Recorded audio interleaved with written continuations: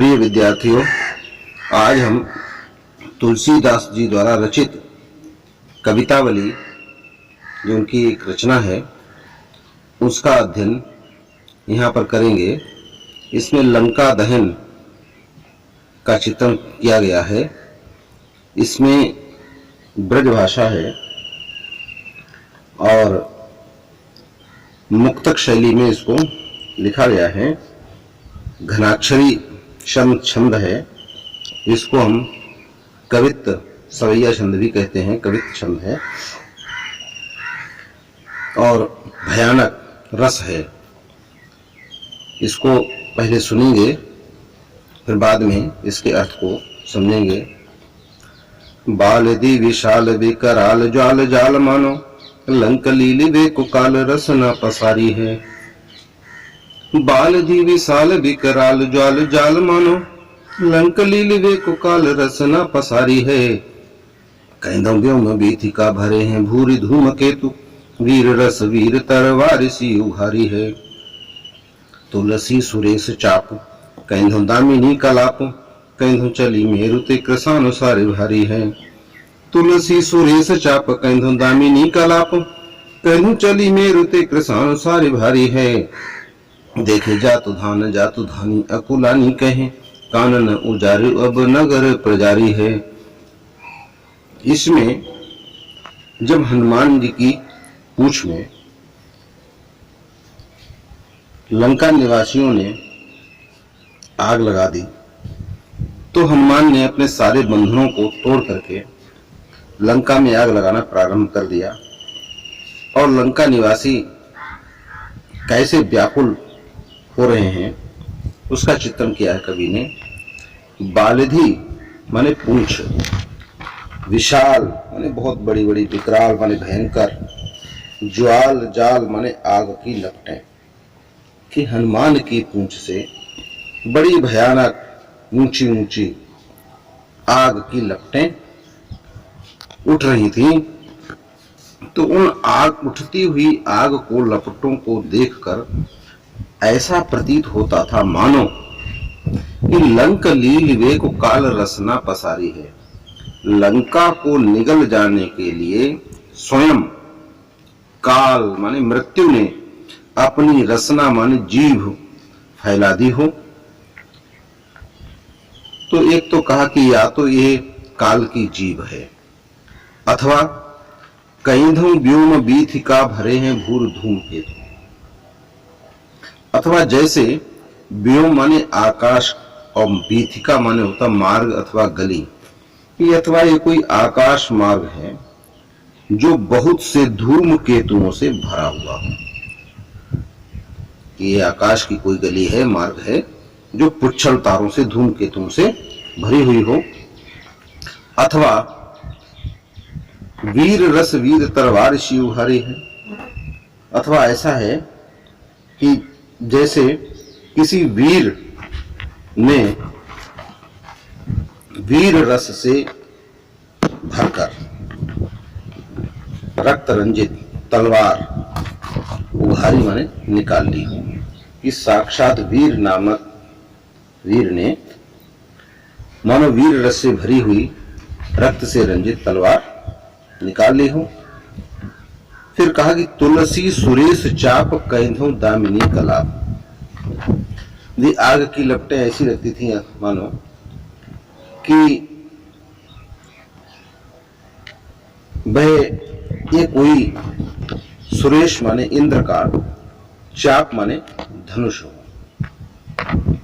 कि आग की जो लपटें थी हनुमान की पूंछ से, वे लाल नीली पीली जो लपटें निकलती थीं, ऐसे लग रही थीं कि मानो ये इंद्रधनुष ही चमक रहा हो।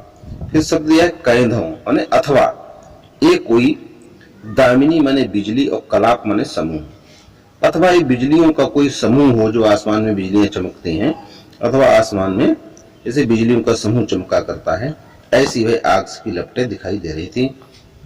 कैंधों चली मेरु तो कृसानुसारी भारी है। कैंधों माने अथवा, मेरु माने पर्वत, अथवा ये पर्वत से कृसानु माने आग की नदी बह रही हो।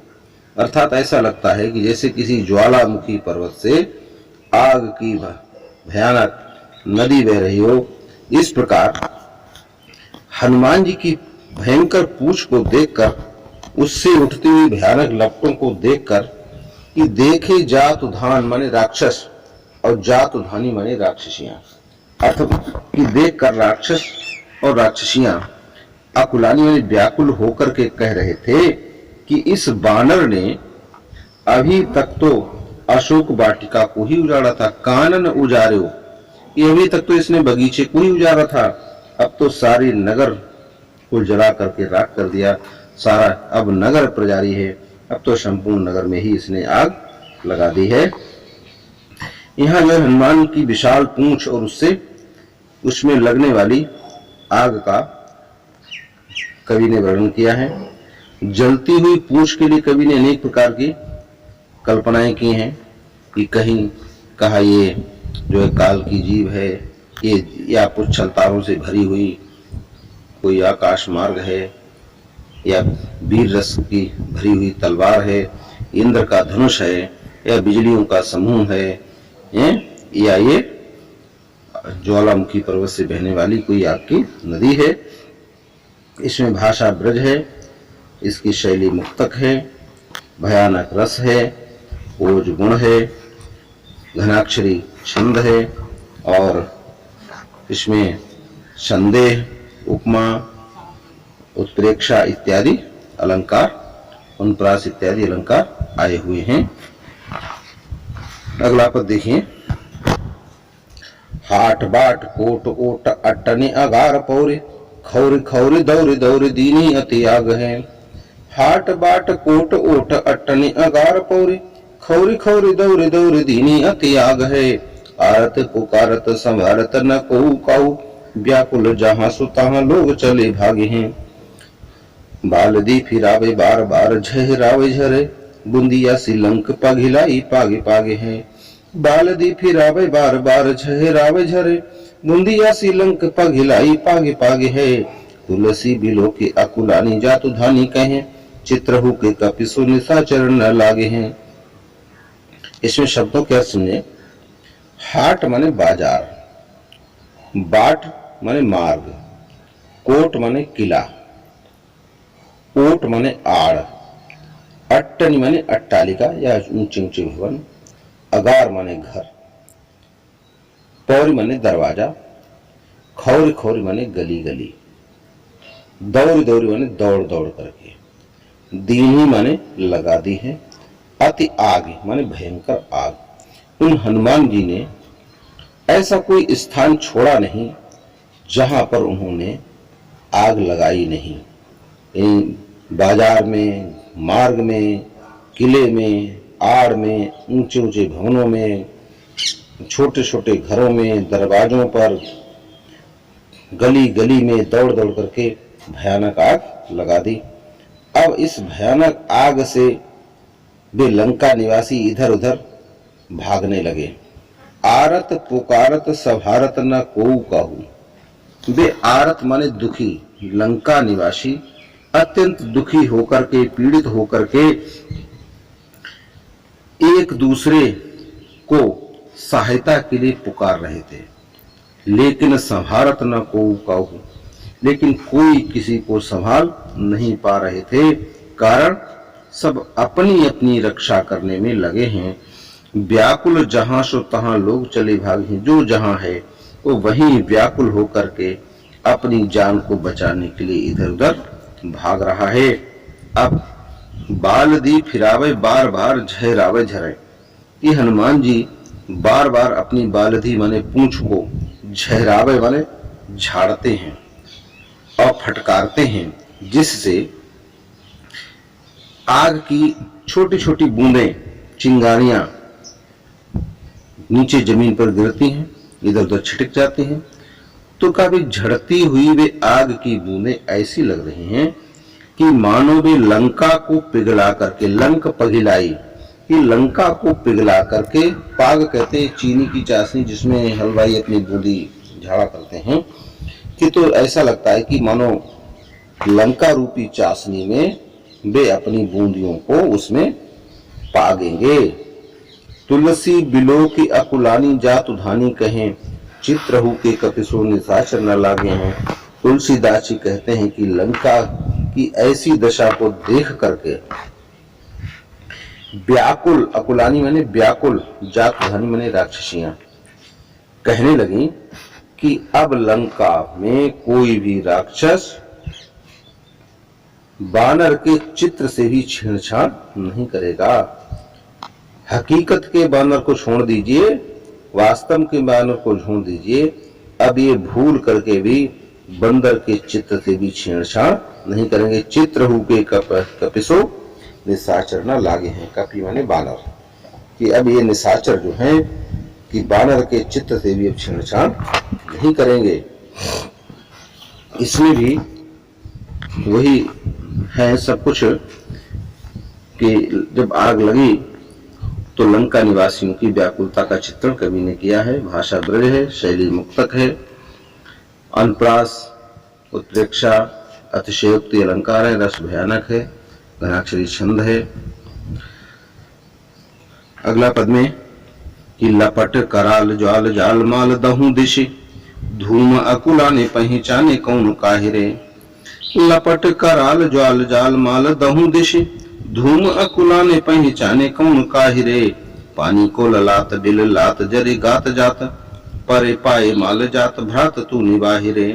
प्रिया तू पराहि नाथ, नाथ तू पराहि बाप, बाप तू पराहि पूत, पूत तू पराहि रे। प्रिया तू पराहि नाथ, नाथ तू पराहि बाप, बाप तू पराहि पूत, पूत तू पराहि रे। तुलसी बिलो की लोग व्याकुल विहाल कहें, ले 10 शीस अब 20 चक चाहिरे। लपट कराल ज्वाल जाल माल दहु दिश, कि हनुमान जी की पूंछ से, कराल माने भयंकर और ज्वाल जाल माने ज्वालाओं का समूह, कि हनुमान की पूंछ से भयानक आग की लपटें निकल रही थी। तो दहु दिश माने 10 दिशाओं में, 10 दिशाओं में भयंकर आग की लपटें दहक रही थी। चारों ओर धुआं ही धुआं छाया हुआ था, किसी को कुछ दिखाई नहीं दे रहा था। धुएं के कारण उन लंका निवासियों की आंखें जली जा रही थीं। तो ऐसे में वे बड़े बेचैन हो रहे थे। उस धुएं के कारण कौन किसको पहचाने, जब उनको दिखाई ही नहीं दे रहा है तो कोई किसी को पहचान नहीं पा रहा है। कहने का आशय है कि किसी की कोई पहचान नहीं पड़ रही थी कि कौन हमारा भाई है, कौन हमारा पिता है, कौन हमारा लड़का है, कौन हमारी पत्नी है, कौन हमारा माँ है।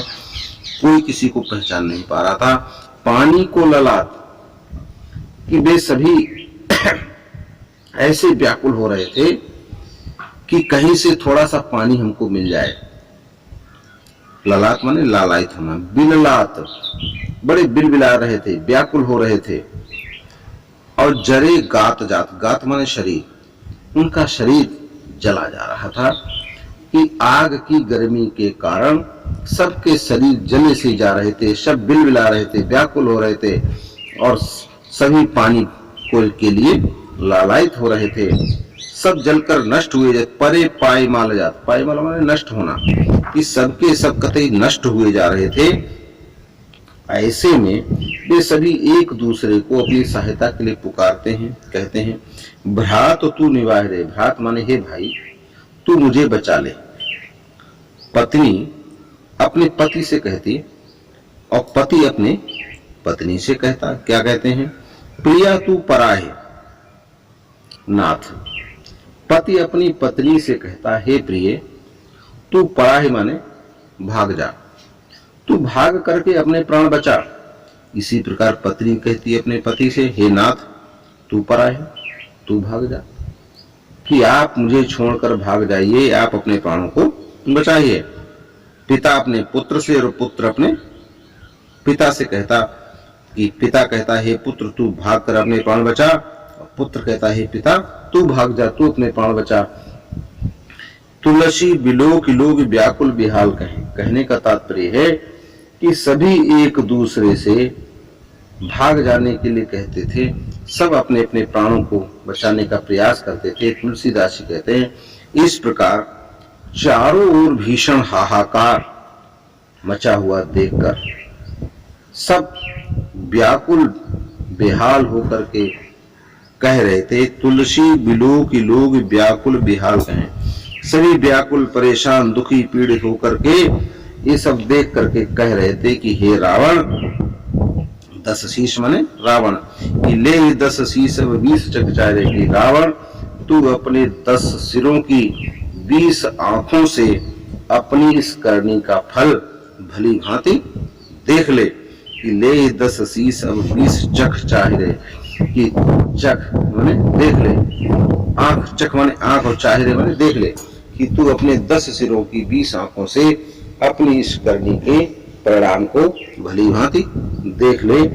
यहाँ पर लंका निवासियों की ने जो घबराहट व्याकुलता फैली है उसका कवि ने स्वाभाविक चित्र खींचा है।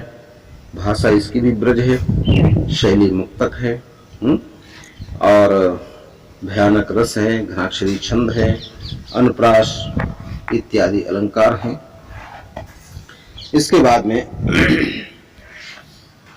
इसका अंतिम पद है, बीथिका बाजार प्रति अट्टन अगार प्रति पवर पगार प्रति बानर बिलोकिए। बीथिका बाजार प्रति अट्टन अगार प्रति पवर पगार प्रति बानर बिलोकिए। अध उर्ध बानर विदिश दिश बानर है, मान्यो रहो है भरी बानर तिलोकिए। मुंदे आंख ही में उघारे आंख आगे ठाड़ो, धाई जाए जहां तहां और को किए। मुंदे आंख ही में उघारे आंखें आगे ठाड़ो, धाई जाई जहां तहां और को किए। लेहु अब लेहु तब को न सिखाओ मानो, सोई सतराई जाए जाहे जाहिरों किए।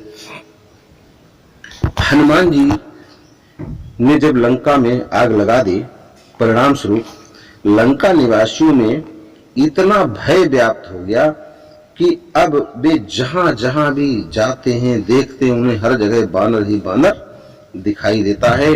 बीथिका माने मार्ग में, बाजार, अट्टन माने ऊंचे ऊंचे भवन, अगार माने घर, पवरी माने दरवाजा और पगार माने दीवार, यानी जहां भी उनकी नजर जाती है सब जगह उनको बानर ही बानर दिखाई देते हैं। उनको गलियों में, बाजार में, अट्टन माने प्रत्येक अटारी पर, किले में, दरवाजे पर, दीवार पर, हर जगह बानर ही बानर दिखाई देते हैं। और कहता है कभी कि अध उर्ध बानर, अध माने नीचे और उर्ध माने ऊपर। यदि उनकी नजर नीचे जाती है तो देखा बानर वहां भी है, ऊपर देखते हैं तो वहां भी बानर दिखाई देता है। विदिश दिश यानी दिशाओं और उपदिशाओं में सब जगह बानर ही बानर उनको दिखाई देते हैं। ऐसा लगता है कि मानो रहो है भरे बानर तिलोकी। तिलोकी माने तीनों लोक, कि तीनों लोकों में बानर ही बानर उनको दिखाई दे रहे हैं, कि सब तीनों लोग बानरों से ही भर गए हैं। डर के मारे लोग अपनी आंखें मूंद लेते हैं, कि मूंदे आंख ही में, यदि वे आंखें अपनी बंद कर लेते हैं तो अपने हृदय में बानर दिखाई देता है। फिर घबरा जाते हैं तो देखते हैं, आंखें खोलते हैं तो आगे ही खड़ा है। ये आंख उधारे आंखें आगे ठाड़ो, कि जब वे अपनी आंखें खोलते तो बानर अपनी आंखों के सामने ही उनको दिखाई देता है। फिर भाग खड़े होते हैं कि वे धाय धाय जहां तहां और को किए। वे भयभीत होकर के, डर के मारे वे जहां जहां दौड़ करके जाते हैं वहां बानर के अतिरिक्त उनको कुछ भी दिखाई नहीं देता। कोई कह नहीं सकता कि बानर ये कहां से आ जाते हैं। लेहु अब लेहु तब को न सिखाओ मान्यो, सोई सतराई जाहि जाहि जाहिरों किए। तो लंका के कुछ बुजुर्ग निवासी थे। जब लंका के राक्षस हनुमान की पूंछ में आग लगाने का उपक्रम कर रहे थे, कपड़ा बांध रहे थे, कोई उनको लात मार रहा था, सब तरह से उनको पीड़ित कर रहे थे, तो उन्होंने बुजुर्गों ने कहा कि तुम्हें इस बानर के साथ ऐसा व्यवहार नहीं करना चाहिए, इसकी पूंछ में आग नहीं लगानी चाहिए। तो जब वे समझाते तो थे तो नई उम्र के सभी वे लड़के राक्षस सब उन बुढ़ों को धिक्कार देते थे, उनको हड़का देते थे, ऐंठ जाते थे कि तुम बहुत बड़े काबिल आए, बहुत बड़े होशियार हो। तो वे अब उन लंका निवासियों को से कहते हैं कि लेहु अब लेहु तब को ना सिखाओ मानो, कि लो अब अपने किए का मजा चखो। जब हम समझा रहे थे कि भैया इसको मत छेड़ो, इसके साथ दुर्व्यवहार ना करो, इसकी पूंछ में आग ना लगाओ, तो किसी ने मेरी कहना नहीं माना। तब को ना सिखाओ मानो, तब किसी ने मेरा कहना नहीं माना। हम जिसे इसको हम जिस किसी को इसे छेड़ने से रोकते थे का वही हमसे चिढ़ जाता था, सोई सतराई जाए, वही हमसे ऐंठ जाता था, अकड़ जाता था। जाहि जाहि रोकी, हम जिस जिसको रोकते थे वही हमसे जो है चिढ़ जाता था। तात्पर्य है कि अब जो विपत्ति आई है ये उसी कहना ना मानने का दुष्परिणाम है। अब इसका तो आनंद तुमको चखना ही पड़ेगा।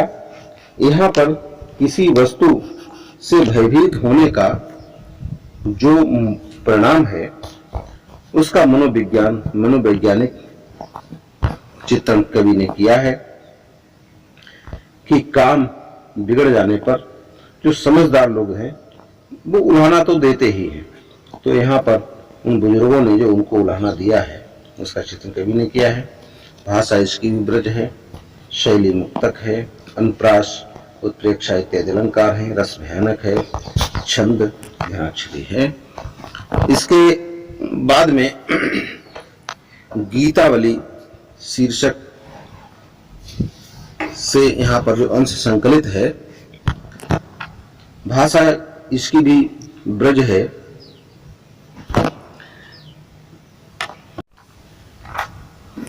अब गीतावली पद से में पहला पद देखें कि जौ पै हों मात मते महा हुई हों, तव जननी जग में या मुख की कहाँ कालिमा धुई हों। क्यों हो आज होत सुच शपथन, कौन माने है साची, महिमा मृगी कौन सुकृति की, खलबच विष्किन बाची। गहन जाति रसना काहू की, कहो जाहि जो सूझे, दीन बंध कारुण्य सिंधु बिन कौन हिये की बूझे। तुलसी राम वियोग विषम विष, विकल नार नर भारी, भरत स्नेह सुधा सिंचे शब, भय ते ही समय सुखारी। इसमें कवि ने चित्रण किया है कि कैकेयी के कारण जो राम को वनवास मिला, वे सीता और लक्ष्मण सहित वन को प्रस्थान कर गए। इस घटना के बाद जब भरत अपने ननिहाल से लौटकर अयोध्या आए तो उन्हें इस सारे कुचक्र का, षड्यंत्र का पता चला। सारी घटनाएं उनकी माता कैकेयी के षड्यंत्र के कारण घटी। ये जानकर उन्हें अत्यंत दुख हुआ, उनके मन को बड़ी ठेस पहुंची। वे माता कौशल्या के पास गए और निवेदन किया कि इस घटना चक्र में उनका किसी प्रकार से कोई संबंध नहीं है। भरत माता कौशल्या से कहते हैं कि हे माता, जौ पै हों मात मते महा हुई हों, कि इस घटना में मेरा तनिक भी हाथ रहा हो तो मैं संसार में जो मेरे मुख पर कलंक की कालिमा लगी है उसको कहां जाकर के धोऊंगा। कि तव जननी जगमय या मुख की कहां कालिमा धोई हूं, कि तो मैं जो मेरे मुख पर जो कलंक लगा है उसको मैं कैसे समाप्त कर पाऊंगा। कि आज मैं कि क्यों हो आज होत सुच शपथन, कौन माने है साची। हाँ माने मैं, यदि ये अपनी, और शपथन माने सौगंध कसम, कि आज मैं चाहे अपने निर्दोष होने की कितनी ही सौगंधें लाख कसमें खाऊं तो भी मेरी बात को कोई भी सच नहीं मानेगा। मैं दोष मुक्त नहीं हो सकता, मेरी बात को कोई भी सत्य नहीं मानेगा। महिमा मृगी कौन सुकृति की, खलबच बिश्किन बाची। सुकृति माने उत्तम कर्म करने वाले, महापुरुष, पुण्य आत्मा। और खल माने दुष्ट के, बच माने वचन रूपी, बिश्किन माने बाणों से, बाची माने बची है। कि उत्तम कर्म करने वालों की, पुण्य आत्माओं की महिमा रूपी मृगी माने हिरणी दुष्टों के वचन रूपी बाण से कब बची है। अर्थात दुष्टों ने किस पुण्य आत्मा को अपमानित और नहीं किया है, किसे उन्होंने अपयश का भागीदार नहीं बनाया है। संसार में ऐसा कोई पुण्य आत्मा नहीं जिसका दुष्टों ने अपमान न किया हो। फिर हे माता, गहन जाति रसना का होगी, रसना माने जीव। हे माता, जीव तो किसी की नहीं पकड़ी जा सकती, इसलिए काहि कहो काहि जाहि जो सूझे, कि जिसको जैसा सूझता है, जैसा समझ में आता है वह वैसा ही कहता है। कारुण दीन बंधु कारुण्य सिंधु बिन कौन हिये की बूझे। करुणा सागर दीन बंधु श्री राम के बिना मेरे हिये माने हृदय की बात को कौन समझ पाएगा। यदि राम होते यहाँ पर तो वे मेरी इस हृदय की बात को, मेरी हृदय की दशा को समझ जाते। तुलसीदास जी कहते हैं कि तुलसी राम वियोग विषम विष विकल नार नर भारी। कि राम के वियोग रूपी कठिन विष से जब सभी अयोध्या के नर नारी व्याकुल हो रहे थे, तो उस समय भरत स्नेह सुधा सिंचे सब। कि भरत के द्वारा प्रेम रूपी, स्नेह माने प्रेम रूपी, सुधा माने अमृत के द्वारा सिंचे जाने पर भय ते समय सुखारी। उस समय वे सभी अत्यंत सुख को प्राप्त हुआ। अर्थात सभी के मन को अत्यंत सुख शांति प्राप्त हुई। इसमें जो है कुछ सुंदर मुहावरों का भी प्रयोग किया गया कि जीव किसी की नहीं पकड़ी जा सकती है, कि हम कसमें खा करके कहें तब भी हमारे निर्दोष होने का कोई सत्य नहीं मानेगा, इत्यादि मुहावरे प्रयोग किए गए हैं। इसमें छंद जो है वो गेय पद है, भाषा इसकी ब्रज है, रूपक अनुप्रास इत्यादि अलंकार हैं। रस जो है करुण और शांत रस है।